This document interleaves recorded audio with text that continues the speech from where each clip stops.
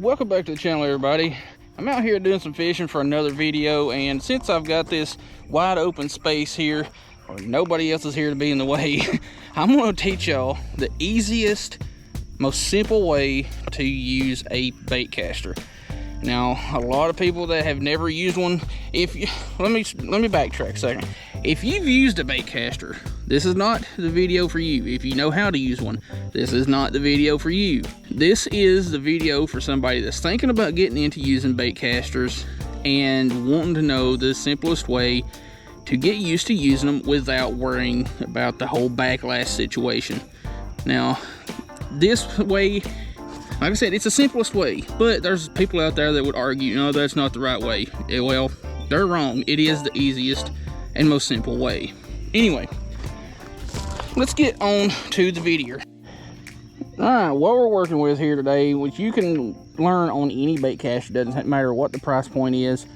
Yeah, the way I see it is, if you want to learn how to use a bait caster, you're better off getting a cheaper one, like a cheap setup from like Walmart. That way, if you decide ultimately, after trying it for a little while, that you don't like bait casters or don't want to go to that, which I'm not trying to convince anybody to drop the spinning setups and go to bait casters, BFS and all that.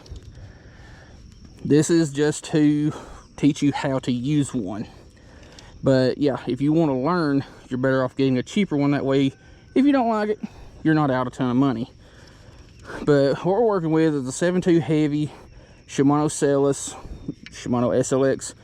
150. It's kind of my jig slash swim bait rod, stuff like that. And how you use a bait caster. Well, we'll look at the features first. You've got your thumb bar, which puts it into free spool for, you know, casting. You got your spool tensioner, which plays a big role in this. You got your star drag. This right here does nothing more than tighten down the drag to, you know, make it easier to fight a fish and all that. And of course your handle. Now this side here, it's got an internal brake adjustment, which you don't need to worry about right now. But when you flip these weights in or out, that makes the weight, or makes it, the centrifugal force, slow down the reel and help with your backlashing. Now that is more along the lines of a fine-tuning thing, and that's not what we're going to go over just yet. But say that you have never touched a bait caster and you want to know the quickest, easiest way to make sure you're not going to get backlash. Your spool tensioner. This right here puts tension, or sideways tension, on your spool. That way, whenever the line is coming off the spool, it's spinning slower and it's not going to let the line overrun itself and cause a backlash. When you pick up your bait caster for the first time to try and use it, tighten that down as far as you can go. And you notice when you hit the thumb bar there, it doesn't let out any line. But as you loosen it, you can see what it does. It releases that tension and lets the spool, I've got a leader knot on there from leader material, but as you release it, it releases line faster and faster and faster. What you need to do is tighten that down and just cast it a couple of times. And of course, the tighter that is, the harder it's going to be to turn this, because you've got more tension on it. But as you get used to it, just loosen it a little bit. You're not going to get a ton of distance out of it as you're using it with the tighter setting. But, you know, just cast it a couple of times, loosen it.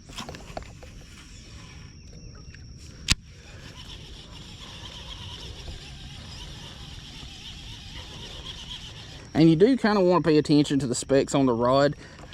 That way you're not like overloading the rod or putting too light of a lure on there for when you're just playing around. What I recommend doing is getting like a 3/8 or a 1/2 ounce sinker and just tying it straight to your line to practice with. But we're going to loosen it just a little bit more. See, no backlash.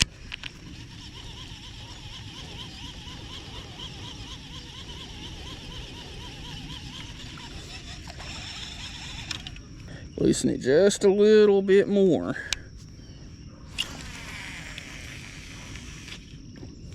See, it did overrun a little bit there, but it didn't backlash.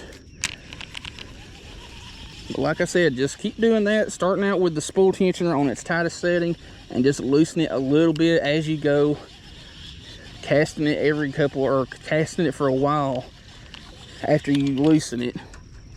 And then once you get comfortable with that, loosen it some more, get comfortable with that, loosen it some more, so on and so forth. Now once you get used to casting it comfortably, if you want to really fine tune your reel for whatever weight you're throwing, pop that side latch. Some of them have an external adjustment. All right, where were we? I don't know, I had a phone call and had to turn my camera off. But if you want to really fine tune your reel, you can pop open that side plate and put all of these weights out, which is going to increase that rotational force and slow down your reel even more mid-cast. It's kind of like well, it's not spool tensioner, but it's kind of like spool tensioner 2.0 more or less. But you can really fine tune how much force or how much weight you've got on that rotating force there by how many weights you've got turned in here. I usually do about 3 out of the 6 that are on a reel. You can do whatever you feel. Adjust it to whatever weight you're throwing, which really, you should adjust your reel every time you change the weight of your lure. Like if you go from 3/8 ounce to a 1/2 ounce to a 3/4, 1 ounce or whatever, you should adjust it appropriately. That way when you hit your thumb bar or your free spool button, it'll just drop slow enough that when your bait hits the water or hits the ground, it stops turning. But it's not hard. We'll go over all that again real quick, mostly because this battery's about dead. But tighten your spool tensioner down. Don't worry about your internal brakes just yet. Tighten that down. Give it a couple casts.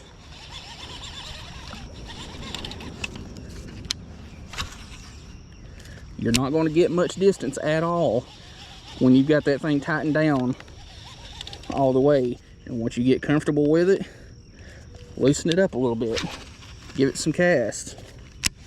You're going to get a little bit more distance, and it's going to make the spool spin a little bit faster during the cast. Loosen it up a little bit more.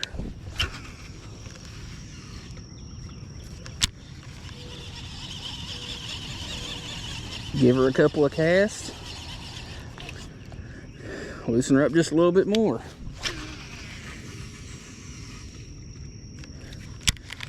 The more you do that and the more you practice throwing that around, the less you're going to backlash. Now, it doesn't matter how good somebody is at throwing a bait caster or how long you've been doing it, you will at some point backlash a reel. It just happens. Pro anglers do it, amateurs, it's going to happen at some point. It's not that big a deal. Now, if you're starting out, like I said, with a bait caster, never picked one up, don't even have line on it, start with the cheapest monofilament that you can. That way, if you end up backlashing so bad that you have to cut all the line off, you're not out a bunch of money. This one here, I've got spooled up with 30-pound braid, which is not the way you should go if you're new to bait casters.